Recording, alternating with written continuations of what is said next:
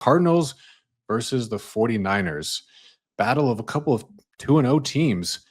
Arizona, for what it's worth, opened as a slight favorite, both at Circa and Bookmaker. Now they're 2.5-point dogs almost throughout the market. And this is assuming, or at least up to this point, that Mac Jones has been going to start. There was some scuttlebutt today in the news, Seth, that Purdy has a chance to play now. So we'll see if it's just gamesmanship or what happens there. So obviously the Purdy uncertainty is a key factor in this one. And from what the numbers bear out and what our data is showing us, Seth, from my vantage point, Arizona is just a lucky 2-0 team. Like, they don't deserve to be 2-2 or 2-0 basically. And the market again is they're selling Arizona at this point 2-0. So should they be selling? Are we sellers? We agree with this move from the wrong team being favored at open to now the right team being favored, even with McCorkle Jones starting there. So I'm with you. And obviously we were personally victimized by the Arizona Cardinals last week, being on the -6.5. So I want to really see nothing but bad things for the Arizona Cardinals. And I think this is a really good move. But Kyler is a slightly better quarterback than Mac Jones. So I do want to be fair there.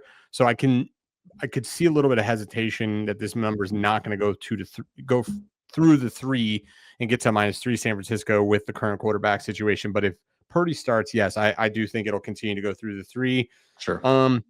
Echo rate is where I think on a drive level, Arizona does stand out. They do seem to have pretty good drives, but we saw it in that Carolina game.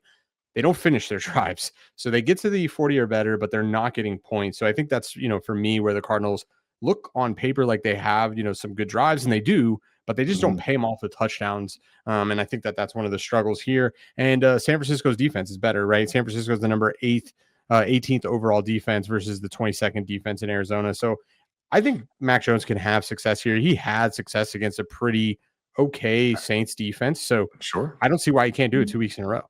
Yeah, and Steve, to that point, he had relative success, but they were intentional about coming out and throwing the ball. He had 39 pass attempts in that game. And now coming into this one against Arizona, a battered up secondary. They already lost 2 starters before the season, lost 2 more, not for the season, but 2 more that are going to be out for this coming matchup most likely. So pretty thin on the back end there. So market again is favoring San Francisco here. Should we alt season this? Is anyone in favor of alt seasoning? Ooh, man. No, yeah, you were coming with the takes today. What's the raw model? What's the raw -2? Number set? Just -2? And that's assuming Mac Jones, correct? That's assuming Mac Jones. Yeah. Okay. So no alt season for me. Okay. All right. Yeah. I fucking Debbie Downer over here for Kevin, man. This the end of the world. Big 12's over. These teams suck. Man, Kevin, you were on one today.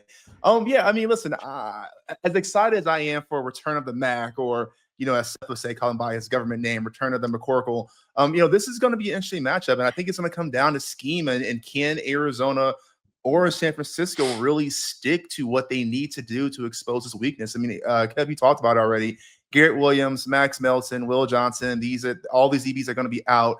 And so can this be a day for, Ricky Pearsall coming back, Jawan Jennings? Can they actually feast here with Mac Jones at the helm here? And then for San Francisco on the defensive end, backtrack here, for Arizona, for all the stuff we've been talking about, they've sneakily been pretty good on defense. 7th best EPA per rush allowed. If we pull back up, the main card here, you can see here overall 8th in defensive EPA. And so, but let's give credit where credit is due. And I mentioned that because the run game for San Francisco really has not gotten going. For all the things we talked about, with CMC being there, they really haven't been able to do that. And so if Arizona can keep this sort of drive going, stopping the run here, and putting it on Mac Jones to win the game, put it on his back, it's going to come down to, can he do that? We've talked about the career EPAs and trying to objectively see how good this quarterback drop off or quarterback difference is going to be from starter to backup.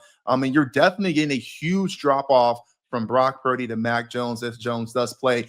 To be fair, that's not really all on Mac Jones. Brock Purdy has spent his career living in kind of this island by himself in terms of pure efficiency. But all that being said, it is still a drop-off here. And so if you are San Francisco, you're going to have to scheme up ways to either stop Arizona's really good run defense or scheme up for ways for Mac Jones to take advantage of all these injuries in the Cardinals secondary. And that's going to have to be the way you win this game. Now, I will say we don't really talk about it a lot on this show, but special teams, I think we have to talk about this because 49ers have been absolutely tortured, haunted, any word you want to use, by Jake Moody over the last 2 seasons. He's officially been cut. So I'll be interested to see how the kicking game works for them and can that keep them in the games. But yeah, I mean, I don't think it's alt season. I think the 49ers have a reasonable way forward here, but it should be a tight game through and through.